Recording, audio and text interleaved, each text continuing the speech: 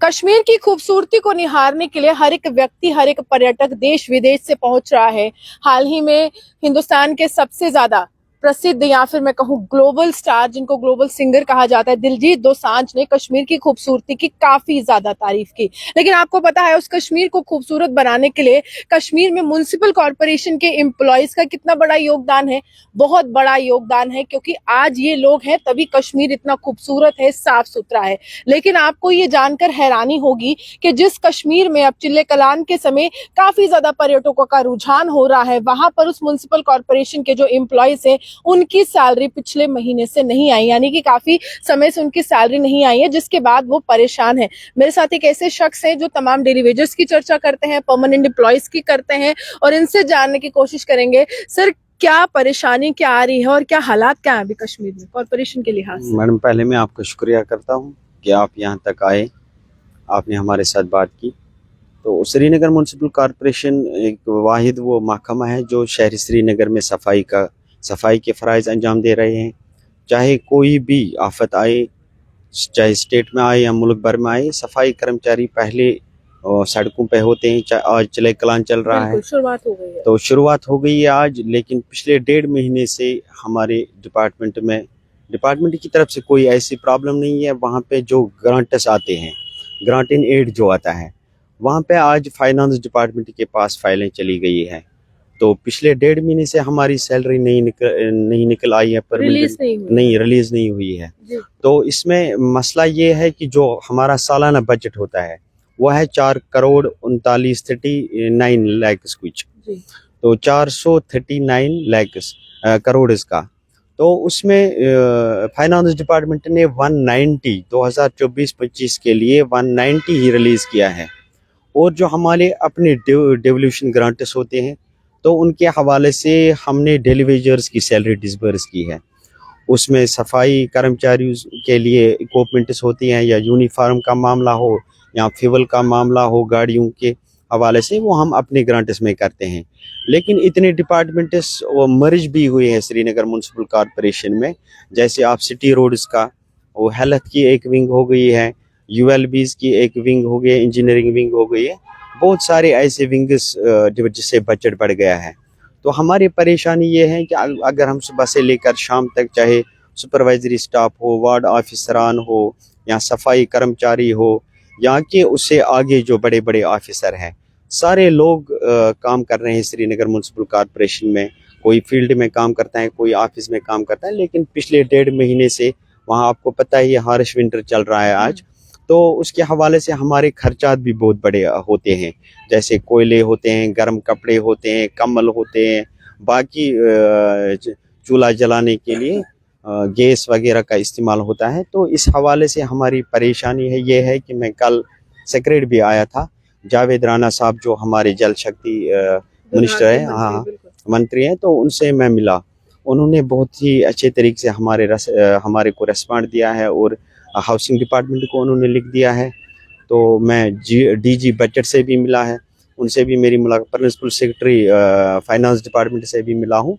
तो ये शायद मेरे ख्याल से ये एक लॉन्ग प्रोसेस में जाएगा, क्योंकि अब उमर साहब की नई सरकार भी आई है, कुछ ही महीने हो गए हैं अब वो फाइलें चेक कर रही हैं। लेकिन मसला ये है कि अगर सफाई कर्मचारी यहाँ से इनकी सैलरी नहीं जाएगी, तो शायद कभी ऐसा हुआ है सर कि LG प्रशासन में ये सैलरी रुकी है आप लोगों की?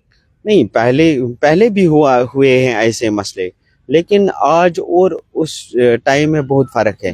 क्योंकि आप देखो, गैस सिलेंडर उस टाइम 400 450 में आता था, आज वही गैस सिलेंडर 1100 रुपये तक आता है। काफी लंबे समय पहले हुआ था, अभी नहीं हुआ है। नहीं, अभी नहीं। अभी जो इस वक्त के हालात हैं वो उससे डिफरेंट है। महंगाई का असर पड़ रहा है आप लोगों के जीवन में। इसमें सर मैं ऐड ऑन करना चाहूंगी, डेली वेजर्स की सैलरी आई है वहाँ पर कॉर्पोरेशन? हाँ, डेली वेजर्स के एक दो ग्रुप की सैलरी आई है, लेकिन जो हमारे 2010 में डेली वेजर्स लगे हैं उनकी सैलरी अभी डिसबर्स नहीं हुई है। कारण क्या बताया जा रहा है? कारण यही बताया जा रहा है कि बजट का मसला है।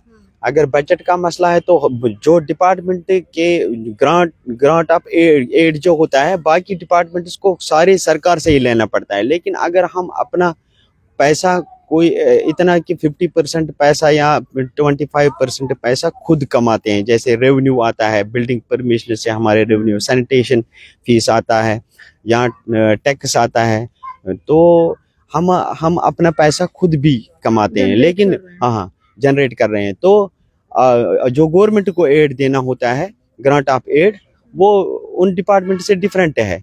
अगर वो ऐसे जीरो पे चलते हैं, गवर्नमेंट डिपार्टमेंट वहाँ से, फाइनेंस डिपार्टमेंट वहाँ से एड देता है, तो हमारे डिपार्टमेंट तब भी काम कर रहे हैं। अब जाके मेरे ख्याल से ये ट्रांसपोर्ट SRTC का जैसे हुआ है, ये बोलते हैं आप अपने डेवोल्यूशन फंड्स में से आप अपनी सैलरी निकालो, लेकिन मसला ये है कि वहाँ से उतना पैसा आता नहीं। ऊपर से आप देखो कितना दबाव है।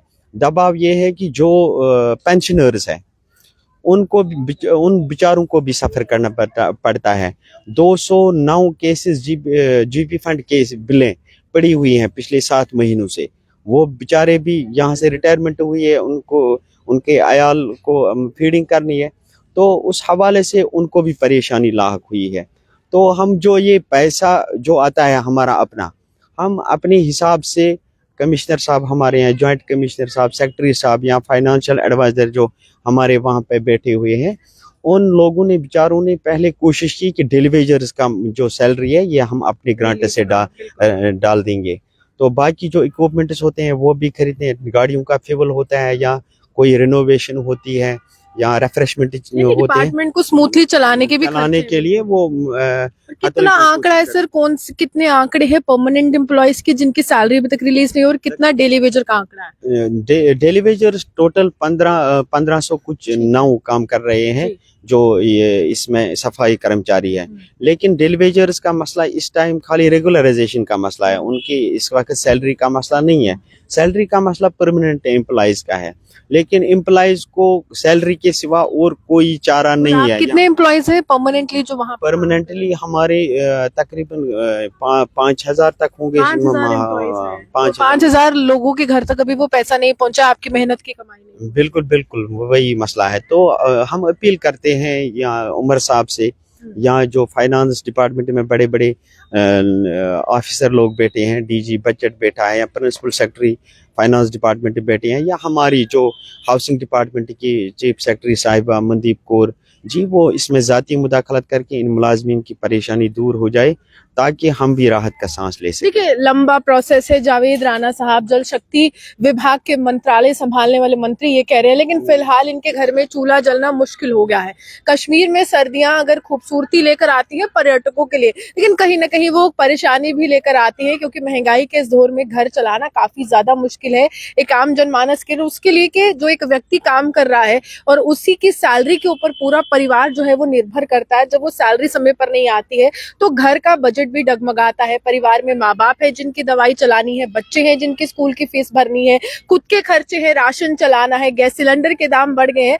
तो जहां पर लगातार यहाँ पर डीएज या इन तमाम अलाउंसेस की बात करते हैं कि महंगाई भत्ते में बढ़ोतरी हो रही है, तो वहीं आम जनमानस जो है डीए से भी ज्यादा सैलरी पर निर्भर रहता है। तो इनकी सैलरी जो है जल्द से जल्द जम्मू कश्मीर के प्रशासन को रिलीज करनी चाहिए ताकि राहत की सांस इनको मिल सके। 5000 से ज्यादा जो है यहाँ पर तमाम परमानेंट एम्प्लॉइज है जो काम कर रहे हैं। तो उम्मीद यही है कि यहाँ पर उपराज्यपाल हो या फिर जम्मू कश्मीर के मुख्यमंत्री उमर अब्दुल्ला, वो जरूर इस मामले को लेकर संज्ञान लेंगे और इनके परिवार में भी चूल्हा जलेगा। 1 महीने से दिक्कत हुई है, लेकिन उसके बाद जब ये कह रहे कि लंबा जो है एक प्रक्रिया है, उसके बाद डर का माहौल भी है कि सैलरी आखिरकार कब तक नहीं आएगी।